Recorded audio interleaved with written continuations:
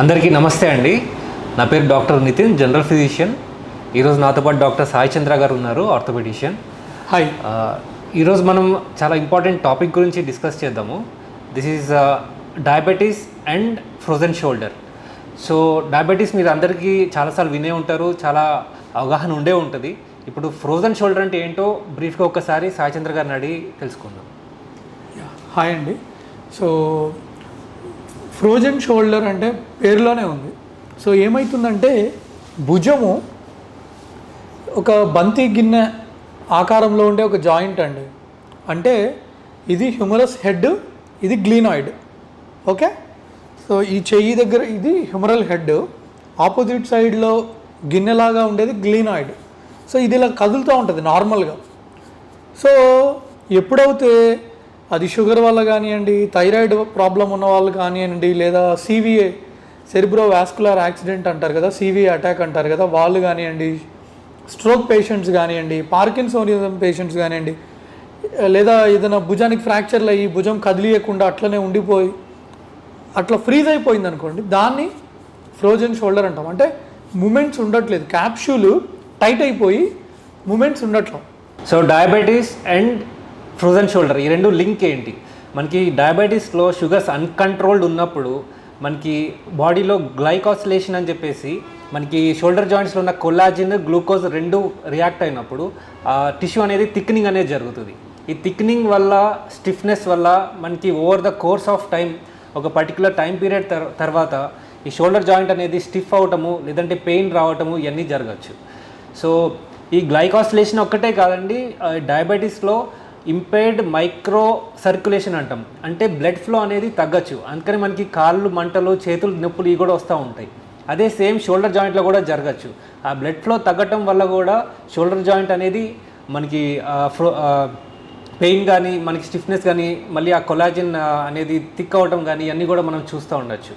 So వీటి వల్ల అక్యుములేటివ్గా మనకి అట్ ద ఎండ్ ఆఫ్ కొంచెం ఒక టైం పీరియడ్ తర్వాత అది జాయింట్ అనేది కొంచెం స్టిఫ్గా అయిపోయి మనకి మూమెంట్ రెస్ట్రిక్షన్ వచ్చేసి నొప్పి అనేది మనకి స్టార్ట్ అవటం మొదలవుతుంది.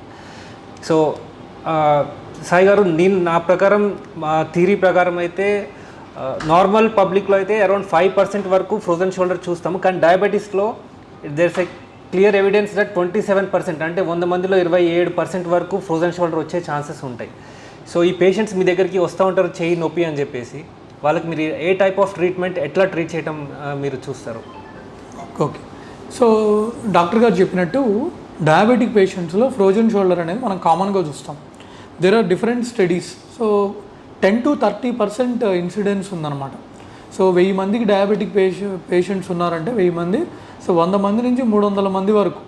సో 100 మంది పేషెంట్స్ ఉన్నారు డయాబెటిక్ పేషెంట్స్ అంటే 10 నుంచి 30% మంది, 30 పేషెంట్స్ వరకు ఈ ఫ్రోజన్ షోల్డర్ రావచ్చు.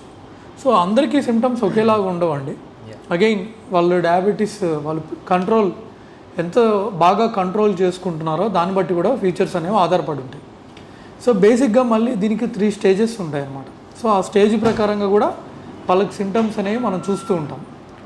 సో మనం ట్రీట్మెంట్ విషయానికి వస్తే లక్కీగా ఏంటంటే ఈ ఫ్రోజన్ షోల్డర్ అనేది 95% of the times, 95% of the పేషెంట్స్లో ఏంటంటే ఇది ఒక సెల్ఫ్ లిమిటింగ్ కండిషన్. అంటే యూజువల్గా 1 to 2 years, అంటే 12 నెలల నుంచి 24 నెలల కాల వ్యవధిలో 12 months to 24 months మధ్యలో అది చాలామందికి అది తగ్గిపోతుంది. సో కొంతమందికి ఏంటంటే అది చాలా సివియర్గా ప్రజెంట్ అవుతుంది. సో ఇనీషియల్గా మనం ట్యాబ్లెట్స్ ఇస్తాము, దాంతోపాటు ఫిజియోథెరపీ సజెస్ట్ చేస్తాం, క్యాప్సులార్ స్ట్రెచింగ్ ఎక్సర్సైజెస్ చెప్తాం.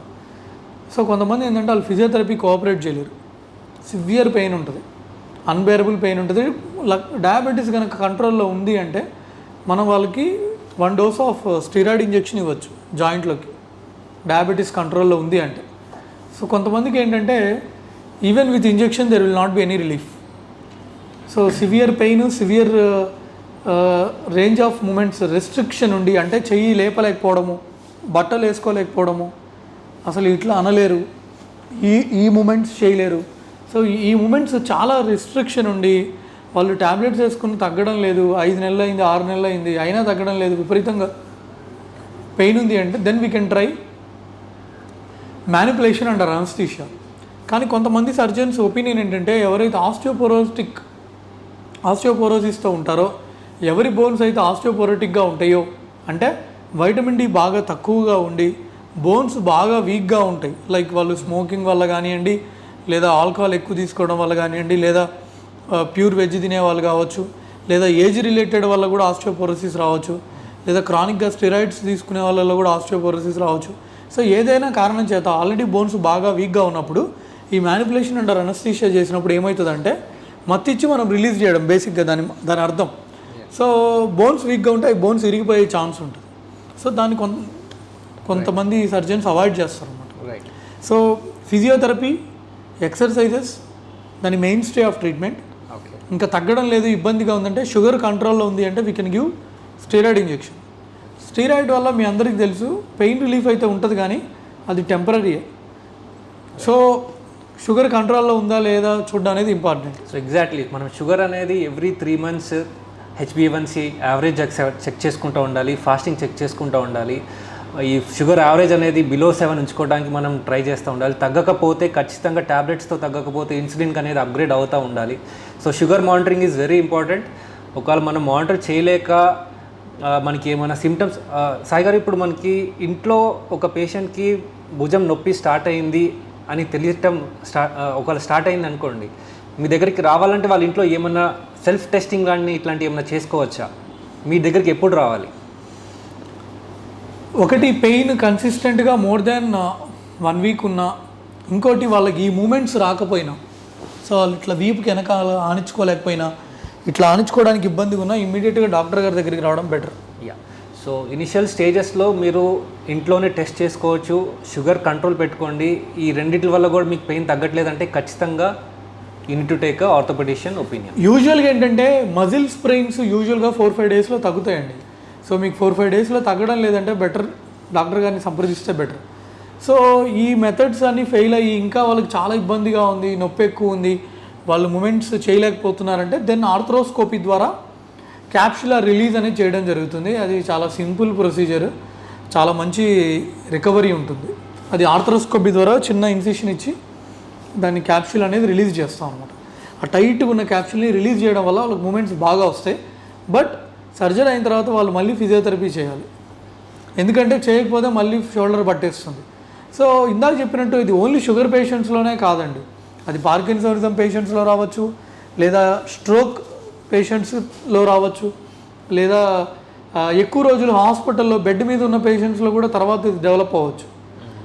కొంతమంది ఈ కరోనాకి వ్యాక్సిన్ తీసుకున్న వాళ్ళు కూడా మాకు భుజం నొప్పులు వ్యాక్సిన్ తీసుకున్న తర్వాత మాకు స్టార్ట్ అయినాయి అని చెప్పిన పేషెంట్స్ చాలామంది ఉన్నారు. సో షుగర్ వల్ల మనకి అన్కంట్రోల్డ్ షుగర్స్ వల్ల నాట్ జస్ట్ కాళ్ళలో మంటలు నొప్పులు కాదండి, భుజాల నొప్పులు కూడా రావచ్చు. ఇది మీరు యూ షుడ్ యాక్చువల్లీ దీని గురించి తెలిసి ఉండాలి. ఇది ఒకవేళ మరీ ఎక్కువైతే మాత్రం ఖచ్చితంగా go head with your consultations.